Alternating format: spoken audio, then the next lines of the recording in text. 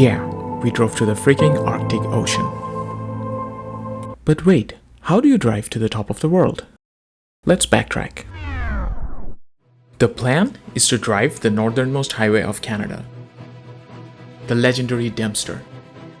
It starts near Dawson City in Yukon and after 735 kilometers ends at Inuvik in Northwest Territories. You have to drive an additional 150 kilometers to reach the edge of the Arctic Ocean in Takayaktak. It sounds easy enough until you realize that Dempster is not the average highway. It's completely unpaved, basically gravel and mud all the way. There's almost no traffic, internet, or cell service. What can go wrong? We are a group of 7 from Vancouver, British Columbia. We are flying to Whitehorse first and then driving to Dawson City to start this epic adventure.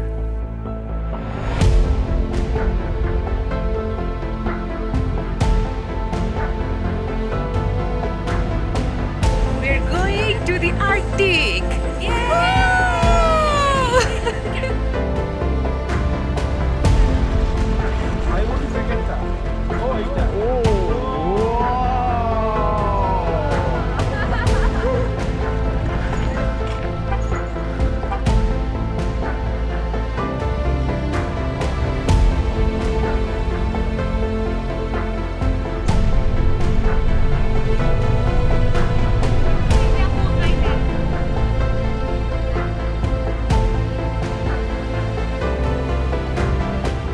Whitehorse is the capital of Yukon. But we didn't see any skyscrapers, not even much traffic.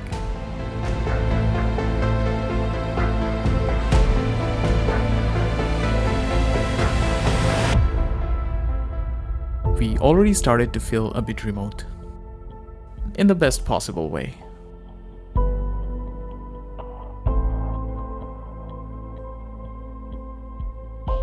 On the way to Dawson City, we took a break at this beautiful viewpoint called Five Finger Rapids.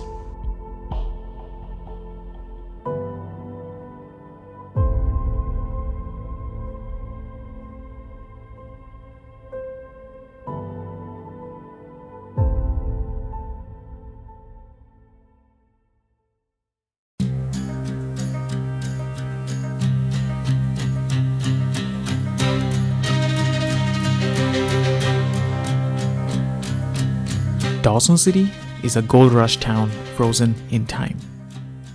Thousands of people came here in the 1890s to chase fortune in the Klondike, and the town boomed overnight. The gold is long gone, but they still have these wooden boardwalks, crooked saloons, and century-old buildings.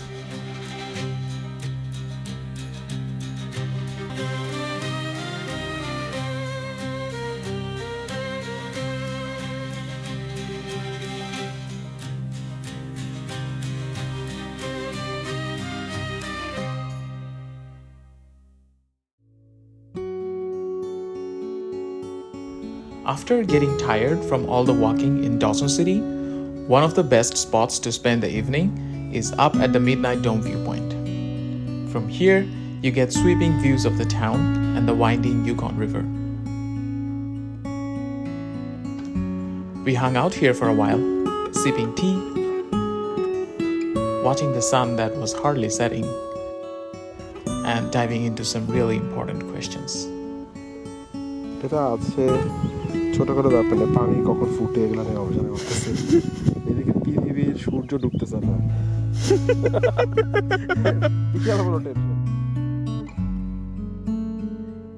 As a bonus, we spotted this chill little red fox on our way back.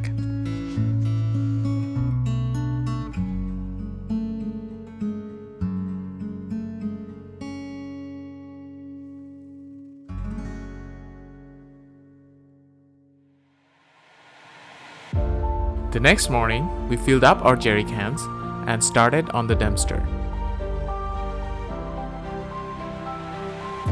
The plan is to reach Eagle Plains. We quickly realized that the Dempster highway was not as rough as we'd expected. Sure, the gravel isn't exactly smooth, but it's way better than the bumpy gravel backroads that we're used to. We drove pretty much the speed limit for most of the way. You just have to keep an eye out for the potholes, which are many.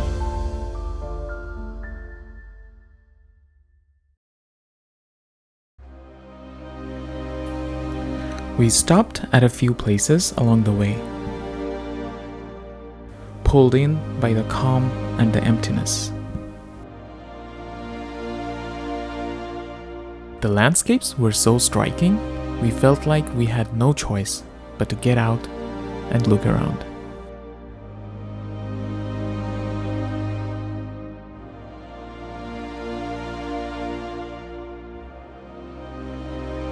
Each time we had the whole place to ourselves. It felt surreal at first, but the farther north we went, the more this vast open wilderness started to feel normal.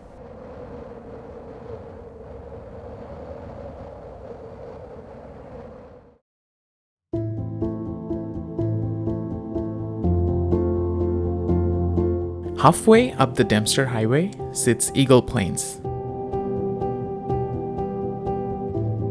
It's not really a town, just a gas pump, a motel, and one lonely restaurant.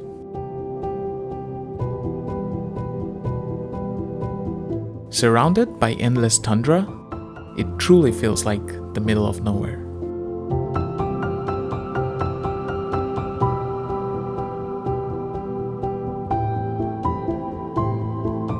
We got there a bit too late, and the restaurant was already closed.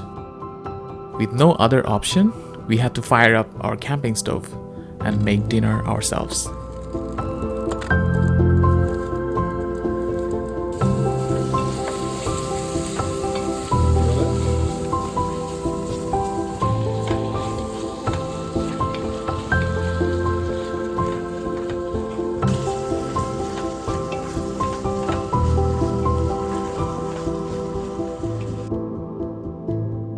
It's summer, and we are at the edge of the Arctic Circle, so the sun doesn't quite set. It skims the horizon and then climbs right back up. We lit a small campfire and sat around, watching the sun gliding sideways for hours.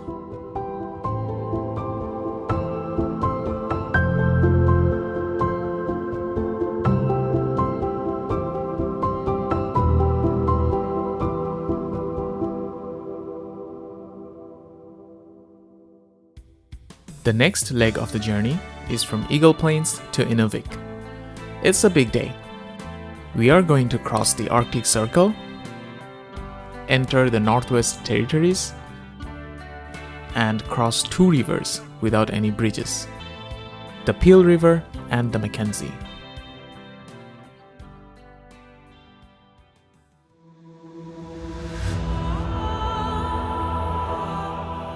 Right after leaving Eagle Plains, we crossed the Arctic Circle. Now we are officially inside the land of the midnight sun.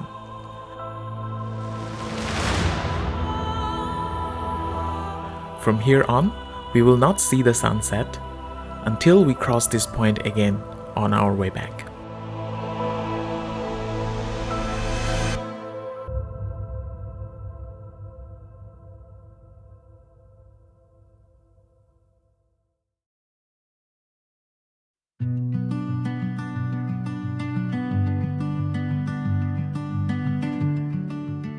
The river crossings were surprisingly easy. In summer, small ferries run back and forth, taking just a few minutes to get across.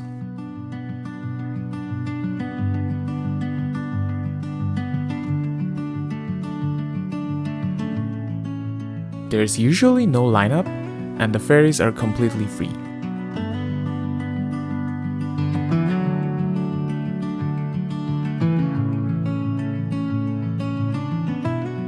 In winter, the river gets frozen, so you can just drive right over. It's only during the shoulder seasons when things get tricky, and the crossings are closed. The last part of the Dempster was easier than the rest. It was fairly dry, with less potholes, The gravel wasn't too bad either. As we got closer to Inuvik, we started to see paved roads. After all that bumping and creaking, it felt amazing.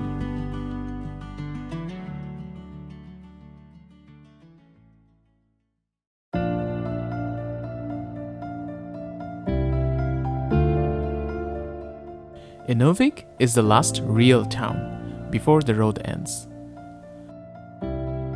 The community is tight-knit. Most people know each other.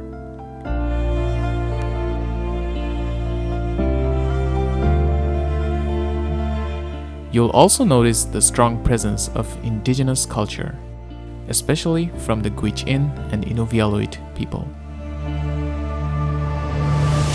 You must visit the iconic Igloo Church, officially known as Our Lady of Victory. The church offers free guided tours during summer. Its round snow house design is not just for looks. It also helps the building withstand the shifting permafrost.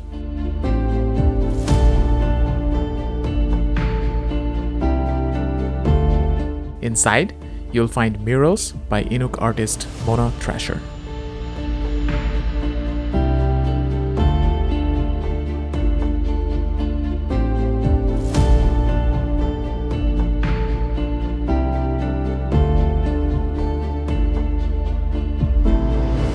We stayed at this lovely place called the Arctic Chalet. They have the sweetest pack of huskies.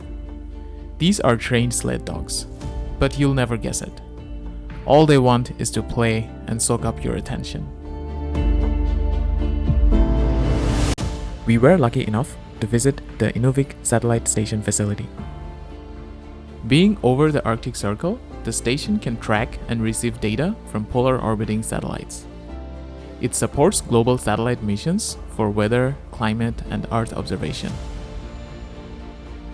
We loved seeing some of the antennas, which were painted with indigenous artwork by local artists.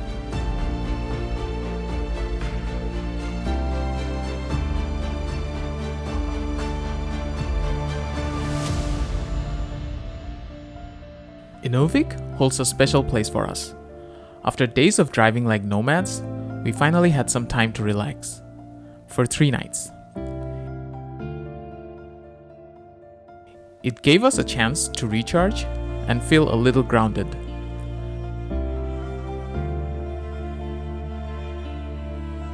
A small taste of home in the remote Arctic.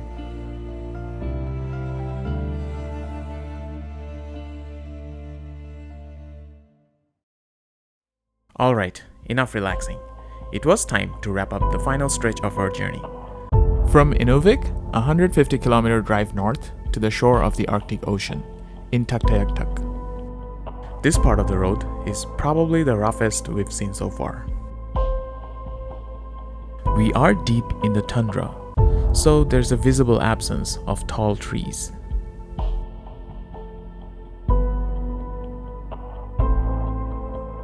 Tuktoyaktuk is a tiny, remote settlement.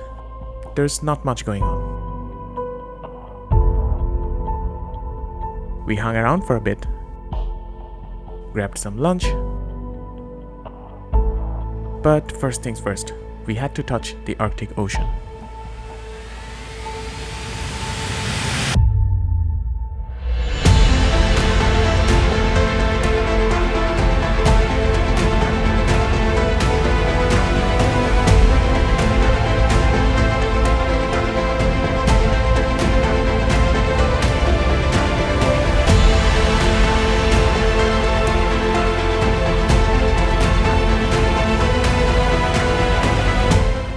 Dramatic, I know, but that's exactly what we felt.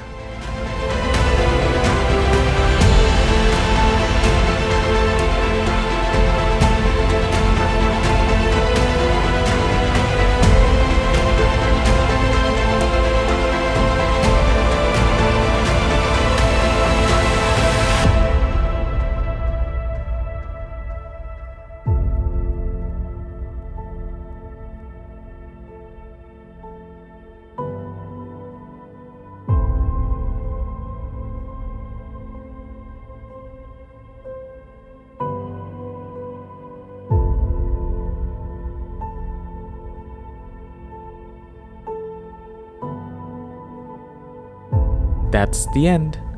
Somehow, we made it to the top of the world. And it wouldn't be possible without our wild and wonderful crew. Let's go and meet the explorers.